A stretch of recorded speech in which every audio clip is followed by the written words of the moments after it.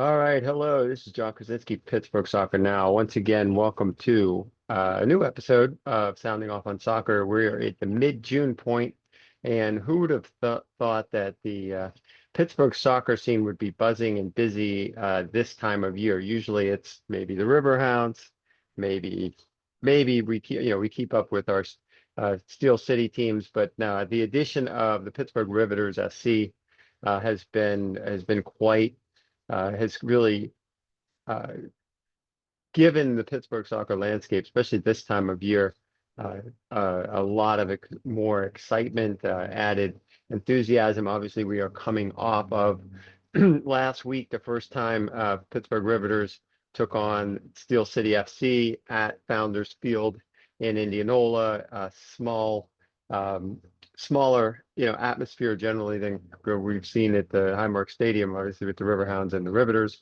But Steel City have is an awesome community-based uh, atmosphere there, and the Riveters came away with a 3-1 win last week. So that was really the big news, the big soccer event that happened last week on the Pittsburgh landscape was the two women's teams in the W League finally got a chance to meet and compete, and they gave us a pretty exciting match. If you can get a chance to check it out, we did cover it wall to wall.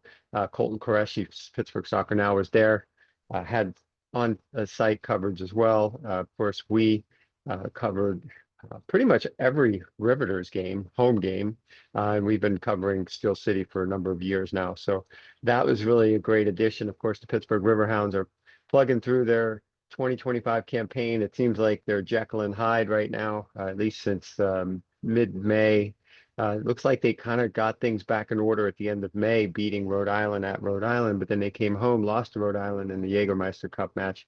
But then a week later, just completely dominant, beating Detroit City FC 1-0. But then they go back on the road, Indy 11, and it was really a dud of a match, and they lose 1-0 there. So that's kind of where they are now. The Hounds will come home for 4 matches, and we will be keeping close tabs on, kind of how they progress. Are they going to figure things out in terms of the final third? That's a big question mark, and we will address that, of course, in the next coming leading up to these 4 home matches. Obviously, they start with Tampa Bay Rowdies. Tampa Bay Rowdies just not playing well right now at all. So the Riverhounds, they're just above the playoff line, 4 wins, 6 losses, and 2 draws, and it's just they've been up and down, especially in the past few weeks. Their attack has been mostly down most of this first half of the season. So we're gonna, we've taken a few deep dives, player grades, analysis pieces, things like that. But we haven't really seen this team reach what at least head coach Bob Lilly and his coaches, you know, their potential of what this team is capable of doing. So there's some disgruntled fans out there. There's some people who don't like what they see in terms, especially the attacking piece of it, and are questioning, is this enough is enough? Or can we see a little bit more? There are some people, I'm definitely consider myself in the boat of those who believe that Bob Lilly, you just got to have faith in this guy because he knows what he's doing. And I think bottom line, it's a long season. It's a long season, and I would have, if I'm a Riverhounds fan, I definitely would have faith. So, we'll touch on that as we move forward in the coming weeks and months. And obviously, this week's Saturday's game against the Tampa Bay Rowdies will be an important match for them. They want to kind of get going, get on a streak, get home, and start bagging points, and not just sit kind of on the edge of the playoff line, but kind of get back into contention to being, maybe get into that top 4 in the Eastern Conference. But they have a ways to go, so we will address that. But I'm very, very excited that today, on the Sounding Off on Soccer podcast, I'm going to be bringing on a very special guest. Her name is Chloe Kuminkoski. I know Chloe. I've coached her many years ago. She's now one of the Pittsburgh Riveters, and she's been on that squad, which is, I've just talked about it at the opening. That's been doing a lot of really great things in terms of getting the Pittsburgh community behind a women's soccer team on a different level. I think, like I said before, Steel City's been around. They've done some great things. And it was great to see those two teams play each other at Founders Field. And there'll be a rubber match, of course, USL League, W League, um, the Great Forest Division. It's going to come down to probably those two teams. And right now, the Riveters do have the edge. They're up to 17 points with 8 matches played. Steel City, 11 points with 6 matches played. So they have 2 games at hand. So it is not over yet, but Steel City has the pressures on Steel City to win pretty much the next few matches so that hopefully for their sake, they get to that match at Highmark Stadium against the Riveters SC with some stakes, something on the line, because only one team gets to obviously win the division, but also move on and get a chance in the USL W League postseason. So we will cover a lot of that, obviously, as we move forward. But no, excited, looking forward to talking to Chloe Kuminkoski, and I really want to get into something that she's involved with, and that is she's started her own fund for the Glioma Research Fund, and we're going to talk about that and how the not only the Riveters but also the Riverhounds are involved in a Play for Change initiative. So we will address that shortly with Chloe.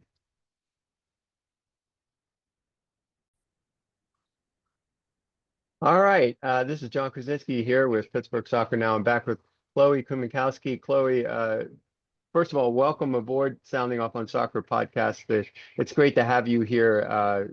You and I've known you since you were a younger soccer player, and you came up and played with Arsenal, and but you're now with Pittsburgh Riveters. It's been an exciting season, and there's so many exciting things I'd like to talk to you about today. But just welcome aboard, and it's great to have you here. Thank you for having me.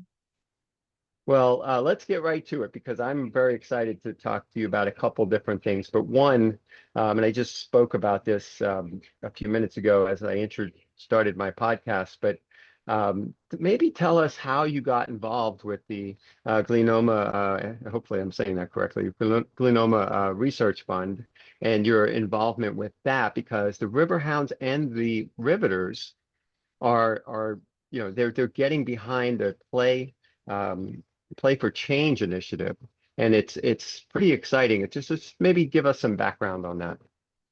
Yeah, of course. So my Glioma Research Fund started pretty organically. I actually work in pediatric brain cancer research myself in the Co-Bash lab at UPMC Children's Hospital, where we specifically are working to target cancer through immunotherapy. So within my job and seeing firsthand how underfunded and misunderstood the area is, I wanted to create this fund not only to provide more resources for the children in improving treatment, but also to raise awareness. So how I kind of got into the cancer research realm was that one of my classmates, which is who I dedicated the fund to, Haley Weiss, passed away from a brain tumor. So the idea for this fund came with working with her family closely and other families that just provided motivation for wanting to get more awareness out there within the Pittsburgh community. And I think that's really wonderful. And I've known some extended friends and family who've been affected by glioma, and so obviously, there's a lot of work to be done, and you're right there on the front lines doing some of that work. Yeah.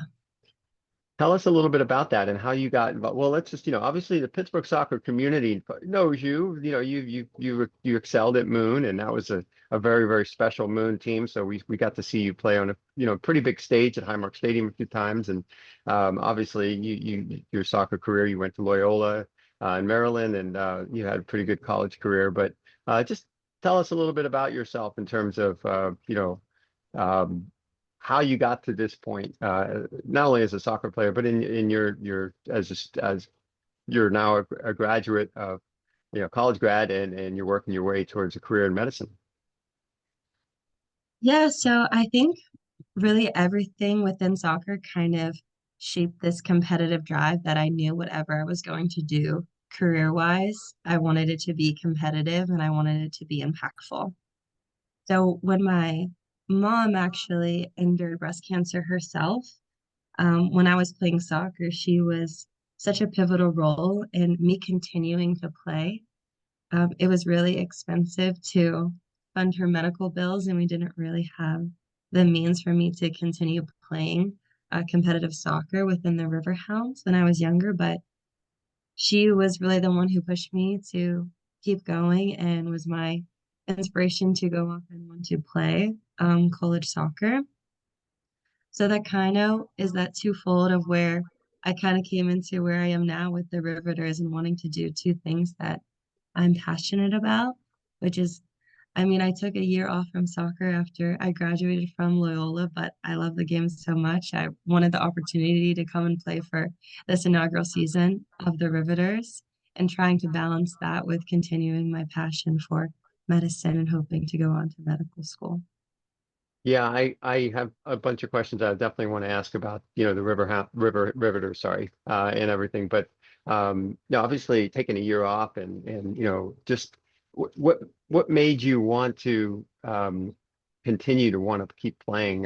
You've got a lot going on. You're obviously very Mhm. busy, and you want to eventually go to more school, I'm sure, down the road. But just talk about that.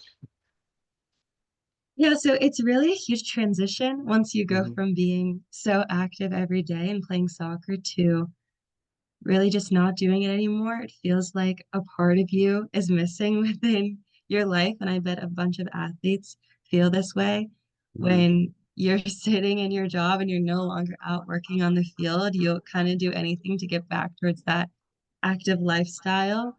But it felt like the Riveters wasn't just a soccer team. It was really this movement and push that we're bringing something for this platform for young girls to model. And that was something I also wanted to be a part of, as I feel that's something I want to represent when I go into the STEM field. Yeah, well, and obviously last year in June, I think it was around this time last year, Jeff Garner makes the announcement. And what was going on? I mean, a lot of the other young ladies you played with that are like in your age, but also a lot of younger players. I mean, what was the vibe like? And was it like, well, are you calling Scott Gibson? Are you calling them to find out or did you wait it out until they were, they had those open tryout? Or, what was going on there? Yeah, so we all kind of had different ways in which we came to the Riveters. Some people who were still actively playing college soccer received phone calls because they were actively, um, still playing. But someone like myself, who maybe wasn't immediately thought of at the time, I actually went through the combine myself and wanted to showcase that I still had the ability, even with a year off, to be a part of this team and contribute. And I actually will never forget Scott Gibson's face. He was like, "Oh, Chloe, like I actually had no idea that you were going to be here because I am one of the oldest, and not a lot of girls that I played with at the Riverhounds were tried out in there, and there was a lot of younger girls. But still, regardless of that, it's been great that I've been just as included, even though I am out of college. And it's been great to work on my leadership and mentorship with these young girls. But even being an oldest, age kind of disappears. Everyone is very intense and Mhm. competitive, and we're all wanting to make this Riveters team the best that we can, regardless of our various experiences. Yeah, what was it like from the first day the group got together? I know there was, stuff in the winter that was more, like you said, combines and whatnot, but it really didn't start come together until close to the start of the season. That's how these W League type teams work, right? Yeah. Our first practice was around like May 12th. And I remember a few days before that, I picked up a girl from Germany and a girl from Spain at the Hmm. airport, and we're getting to know each other for the first time. And a few days later, we're teammates in practice, and we get 4 days to string a lineup together and a roster for a game on Friday. So we had to have such a quick turnaround. But I mean, we're in the stadium for around 4 hours a day. So still good enough time, maybe not enough to have it perfected by that Friday. But I mean, I feel like the point we are at now, we've transitioned so much, and you can really see, especially with Yeah. our last game on Sunday, winning 7-0, we're really finding our rhythm. Absolutely. I was going to get to that, but first I got to ask, just step being out there for that first ever match, seeing a sellout crowd at, I mean, you played before big crowds at Highmark because you played in the Whitfields, but Yeah, it was something different, something very special about what's taking place with this team. yeah. I think a lot of us got a little emotional too because some people have college careers where they're used to a sellout crowd like that. But a lot with female sports, like you'll get an average of like a few hundreds is oftentimes family members. So I think for us, it felt like this revival of women's sports in Pittsburgh that we didn't really have growing up. I mean, even Hmm. within the Riverhounds, all of my coaches were male coaches. And while they were amazing role models, you want someone to look up to and to feel like gets your experience. And we're hoping that we can continue doing that for not only young females in the Riverhounds, but all of these young female athletes in the Pittsburgh area. Yeah, and this group, I mean, I'm sure it's competitive within each training session. I mean, to be able to who gets on the field, that type of thing as well. Yeah. But I'm sure it's been very competitive. But see the team, as you mentioned, that first game it was a 0-0 draw. It was nobody was scoring. It was very, both teams looked a little rusty, and Hmm. you could probably tell it was, less than a week of training. Hmm. It does take a few weeks, and then like you said, we're starting to see the talents there with this group, isn't there? Hmm. Definitely. And I think it's kind of funny, we're all opponents playing against each other in college and kind of Hmm. having to put that to the side. And you hear stories of, oh, when Penn State played this team and we beat you guys. And you have to put that aside and come together and say, hey, we're all now working towards the same thing and learning each other's tendencies and strengths and weaknesses and how we're going to make the most of that to now turn the other guys into the Hmm. opponents. But it's been great and just super rewarding to be a part of it and see our growth as a team, and especially within not that long of a time. I'm really excited to see where years of the Riveters continue to go after this season. Yeah. So what I believe only two matches left, maybe. And so what's the approach, or two or three matches? So what's the approach now? What's the Yeah. team? You're still training every day and playing. I think Yeah. one game this week, one game next week.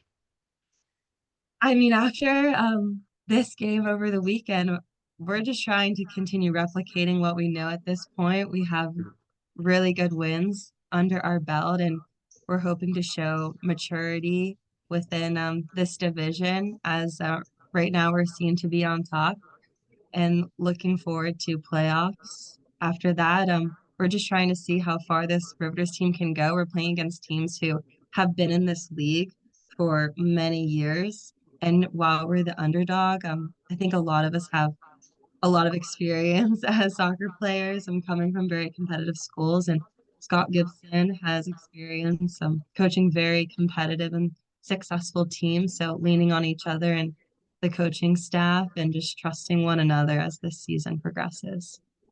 And I was going to ask you earlier, but now talking about, playing in the Pittsburgh area, what does that mean to you to represent, the Riveters, uh, playing, being from Pittsburgh, coming back home? You played, you went to school away from Pittsburgh, but what does Yeah. that mean, to be part of this Pittsburgh soccer community? Yeah. Oh, it means everything in the world. And I think that's exactly why I couldn't let myself not be a part of it. Um, while I played away in Baltimore, and it was difficult for my family, especially my extended family, to come and support a lot of those games, to be able to come home and play for this academy and like see my family members in Highmark Stadium again, just as they were when I was in high school. And not only that, I know that this program believes that these are more than just soccer games. We are trying to make change in the Pittsburgh city and really uplift the whole idea of sports within the Pittsburgh community. I know sometimes it's tough being a sports fan here, and we have sports going up and down. So we're hoping to give the community something to hold on to. Well, and having a women's team on this level, obviously, like you said, there's other teams that have been around a little bit, and obviously that you're competing against. But even Steel City's been around a bit. But the one impression that I got, I was at the game a week ago Sunday, was just I walked in, I'm like, wait a second, this is happening right here at Highmark Stadium before, Yeah. with on a much bigger stage. And I think that's really that's what's, I think it's been very exciting, a high level women's team. And, I know that the organization has high hopes. They want to take this to the next level, maybe one of the pro leagues and whatnot. But being part of that as, developing that foundation for something that could become even bigger. I Hmm. mean, I think that has to be very special.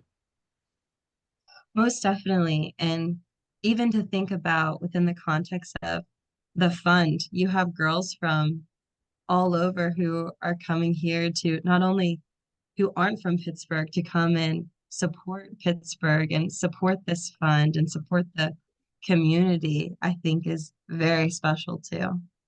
Well, and you talked about the fund, and I was going to circle back to that because I really, I think, first of all, when the Play for Change started to come together, how did you got the whole team be like, I look at the Riverhounds and there's a few different players that have different charitable initiatives, but it's from what I see here, this is the entire Riveters team is behind Yeah. your fund. I mean, what does that, first of all, how did that happen? Did you present that to the club? And then just getting everybody behind it, that must make you feel really great.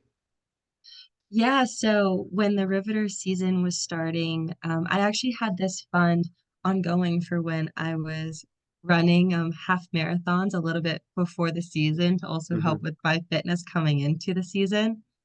And up to that point, we raised a few thousand, and I started to see where it was going, and I knew I wanted to have this impact even greater. So I knew the platform which in the Riveters was building, and so I sent them my link and I said, hey, can we get a kick out cancer game going maybe later within the season?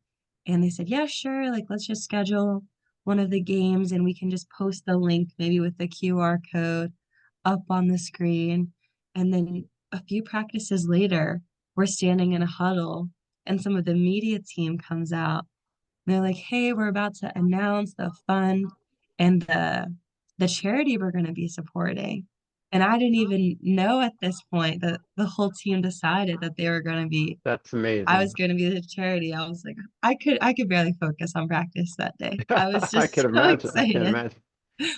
That's incredible. That's so wonderful. So I'm just going to share this, and you could please add anything to what I'm going to share here. So your research fund supports pediatric brain cancer research, and obviously it's deeply personal cause for you, as you talked about your former classmate Haley Weiss, um, who lost her battle to brain cancer.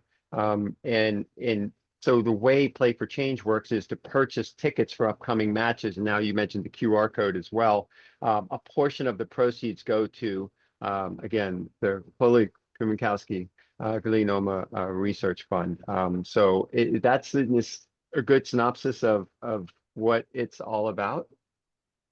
Yes, exactly. So it's not only like the proceeds will be going through the ticket sales, but people will have the opportunity during the game to make any additional investments they want to in the fund. And this is the first year of the Chloe Kuminkoski Glioma Research Fund. And I hope to just continue expanding on it and really see where it goes. I've never made a research fund before. I really expected it to take this type of avenue, especially within such a big platform as the Riveters. But with already the team and feeling the community supporting this, I think it could really make big strides and a big impact, especially within these children and families. Absolutely. It's children and families who have to go through a lot. So if we can make strides and progress for that initiative, I think that can go a long, long way. Every penny is going to count in the fight, for sure. And I think it's hard to find too many people in our world today who haven't been affected by cancer. But this is something that I think is just really important to get behind as much as possible. So Thank Chloe, you. I just really appreciate your efforts and not just thinking about, playing soccer, but what can you do and make a difference while doing that. And really looking forward to seeing how things go with you. Obviously, you once the Riveter seasons ends, you're back doing research and whatnot, right? Yeah, hopefully still seeing where the Riveters goes. We're not really sure what Right. the team is going to look like postseason, but we're hoping we can all still stay connected and supporting each other in other ways. Oh, I have a feeling that the community is going to demand that.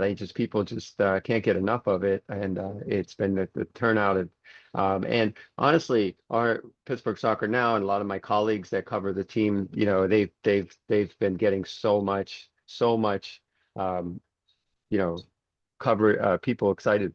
So many people are excited about the team and the club, and people are paying attention. I will tell you that much because we're seeing it. We're seeing it on our site as well. So, all right, Chloe, any closing words here? Obviously, the season is not over. There's a way to go. We're gonna see more of the Riveters in the coming weeks and the months. So, Yes, maybe some final words is if you haven't come to a game yet, mhm. please come and support the Riveters. We will give you a great show to watch.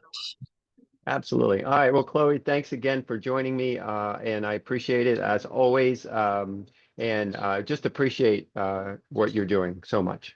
Thank you. Thanks for having me. Absolutely.